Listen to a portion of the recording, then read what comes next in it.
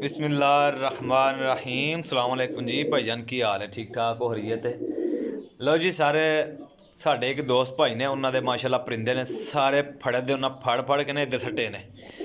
अच्छा सारे दोस्त भाई शौक कर लियो जे सिर्फ और सिर्फ 500 रुपये पर ठीक है जी पूरा 100 पीस जिस किसी भाई नूं जिन्ने चाहिए होण उन्ने मिल जाएंगे। अगर कोई घट वध लेगा तो फिर भाईजान वो कबूतर ने हिसाब से रेट लाएगा 15 20 25 30 50 60 70 80 90 100 ये 110 परिंदा जे 110 परिंदा जे।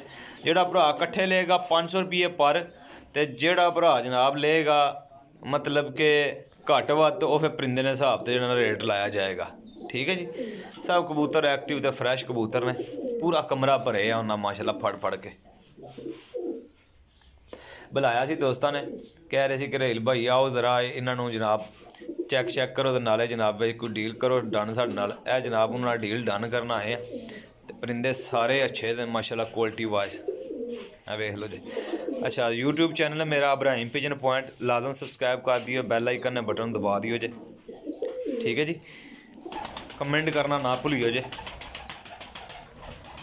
चपड़े टेडी गोल्डन सलारे टेडी हर तरह के सियालकोटी परिंदे रामपुरी फिरोजपुरी हर शाही बिच जे जोड़ा कोई भाई आके तसली करके लैके जाना चाहे जनाब वो भी आके लैके जा सकता।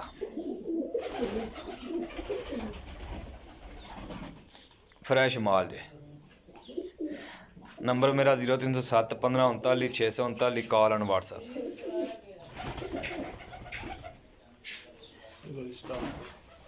नहीं है थोड़ी जी हो एक बार नज़र पै जाए स्लो जी नज़र पै जाए ना ए जनाब स्लो जी नज़र मार माशाल्लाह कबूतर वेख